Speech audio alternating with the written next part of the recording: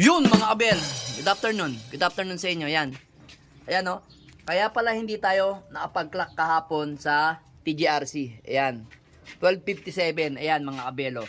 Papakita ko sa inyo, katatapos ko lang kumain, tapos may naririnig ako nagbabarakuhan dito sa loop ko mga abel. So yun nga, pagpasok ko, ayan o, nakita ko si Miss Rigor, ayan o. So intact pa yung kanyang singsing, yung sticker niya, intact pa o. Hindi naman nandumi yung paa niya mga kabelo. Hindi naman nandumi yung mga paa niya. Walang burak. Pero mapapansin ninyo mga kabel, may tama yung ibon. May tama yung ibon natin. Possible, mga kabel, nadaklot siya ng falcon mga kabel. Nadakot siya. Wait lang. So, ayan mga kabel inayos ko lang. Yan, kararating niya lang. Pagkatapos ko kumain, pumasok agad ako dito kasi nagwawala yung mga ibon ko, nagbabarakuhan. Sabi ko baka biglang umuwi. So ito nga nakita ko mga kabel yan. So, ayan yung may tama niya.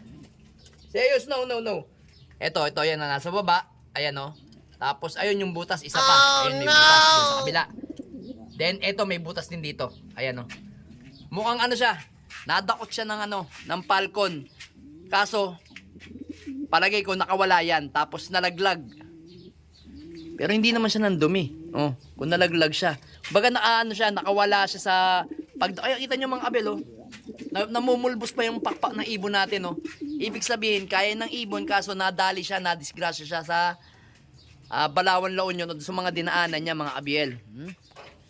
Sayang. Ito yung na-rank natin na young bird na 50 overall. Tapos naka-rank naman sa old bird ng 59 overall. Kaya pala hindi nakapag-clock. Yan mga abel. Yan yung isa nating sinasabi na pagka pinakawala ng ibon natin sa karera or sa track, hindi natin masasabi yung kapalaran ng ibon. Kasi nga, maraming mga predator sa mga dinadaanan nila. Yan. Tapos, hindi lang predator. Predator na tao din. Mga lambat din. Hindi natin masasabi.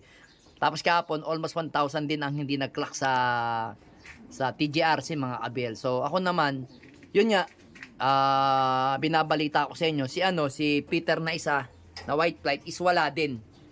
Same silang hindi nag-clock kahapon, kaya nagtataka ako bakit hindi nakauwi yung mga ibon ko. Yung pala disgrasya ang inabot mga abel. Ayan. Aabangan ko pa yung isa si white flight. Uuwi yun. Basta kahit basag-basag ang katawan nun, uuwi yun. Wag lang talagang todo todo tama sa katawan o kaya sa pakpak. Ito talaga malma. Nabutas yung niya, katawan niya mga abel. Pero ganun pa malakas talaga yung ibon. Talagang uuwi yung ibon natin. Mataas yung homing ability ng ibon natin. Talagang hindi lang niya kinaya kahapon dahil nga siguro dahil may tama nga siya. Yan tuyo na mga abel. Tuyo na yung niya, sugat niya mga abel. Hindi ko lang talaga mai-focus kasi baka mapagalitan tayo ni Tatay YouTube. Ayan nandito sa parting to. Tuyo na Langib na nga Then dito meron din. Hindi ko lang alam kung possible din. Hindi ko pa chinecheck maigi. Pwede rin kung hindi yan. Pero tatlong ganun nakaganon yung pagkadaklot Pwede rin namang disabog yung tumama sa kanila. Marami siguro silang tinamaan. Pwede rin yun. Kaya yun nga sinasabi ko, maraming possible na disgrasya ang mangyayari sa ibon natin. Kaya swerte yung mga nag-clock kahapon. Ito sigurado, malamang sa alamang nasa first dragging to. O nasa sabay-sabay na ibon. Tapos doon sinabayan ng putok or isa sa mga nadaklot to ng falcon. Kaso nakawala nga lang. Kasi marami rin falcon bandang bandang La Union yan. So yan. I-recover natin yung ibon mga abel. Talagang kawawa yung ibon, sayang. So ito, papahinga na lang natin to. Hindi na natin to ililipad kasi mahihirapan to Pag naka-recover siya, mga 1 week o 2 weeks, pwede naman natin ilipat sa ibang club, sa PPCP, sa Inter-Island at saka sa PRC. Pwede yun. Pagpahingahin lang natin. Kasi kawawa yung ibon Talagang siya. Maganda naman yung pinaitan ng ibon, kita nyo. Tatlo yung butas, pakita ko sa inyo. Isa. Dalawa. Tatlo. Ayun oh. Pangatlong butas, ayun oh. Yan. Pangatlong butas. So ayan mga kabel, pasensya na at medyo nag-crop yung camera ko kaninang tanghali kaya hindi ko na ituloy. Pinol charge ko lang tong cellphone ko tapos ni-refresh ko lang, ayan.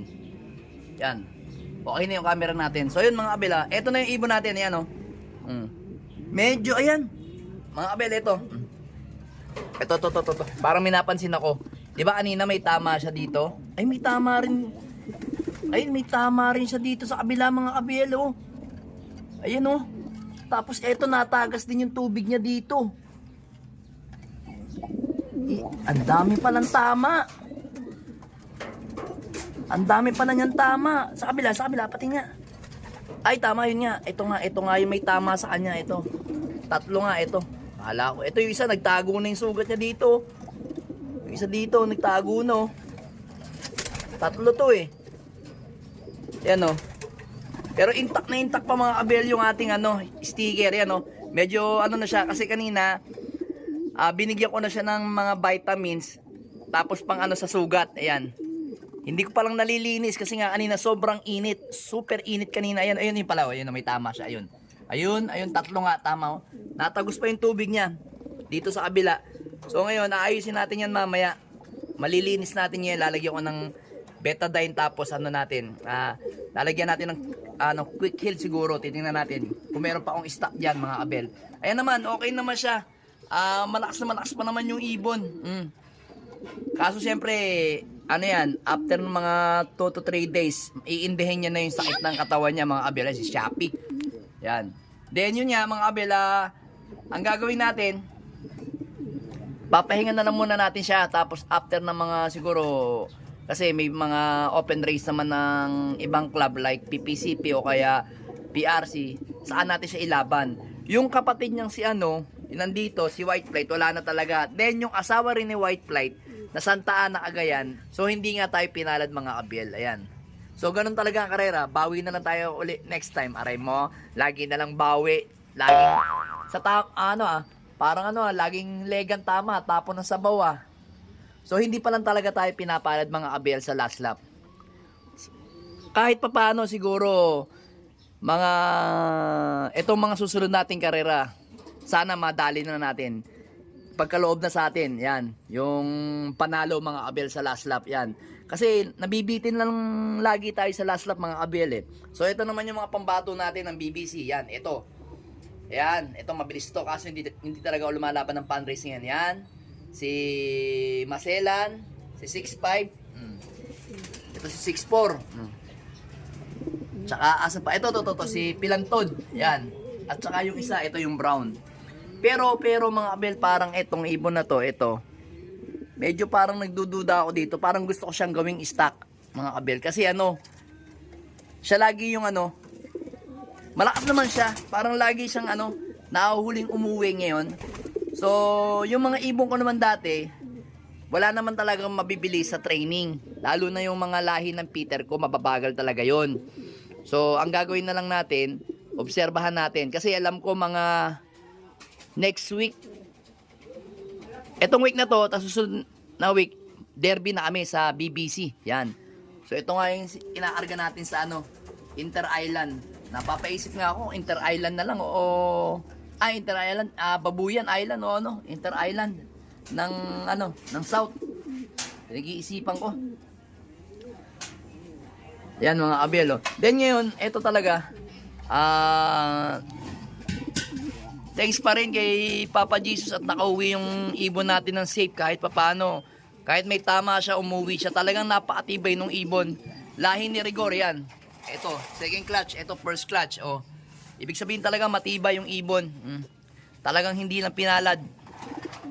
Ganun talaga. Better luck next time mga kabel. Hindi para sa atin yung karera ngayon. Wala. Kahit anong gawin kong hintay sa mga ibon ko doon sa mag-asawa, hindi na bumalik. Pero abang-abangan pa rin natin. Ganun talaga. Basta may ibon, may pag-asa. Laban lang ng laban. Huwag kayong mawawala ng pag-asa. Ganun talaga. Sa larangan ng pag-iibon o larangan ng karera, may nananalo, may natatalo talaga. Season lang yan. Yan mga abel. Talagang, ayaw lang talagang ibigay sa atin yung pagkaataon yung dulo. Doon lang tayo minamalas. Pero kahit ganun, matitibay yung ibon natin. Kita nyo naman, kahit may tama, umuwi pa rin. Di ba mga abel? Bawi na lang tayo sa susunod. Alright. Let's go.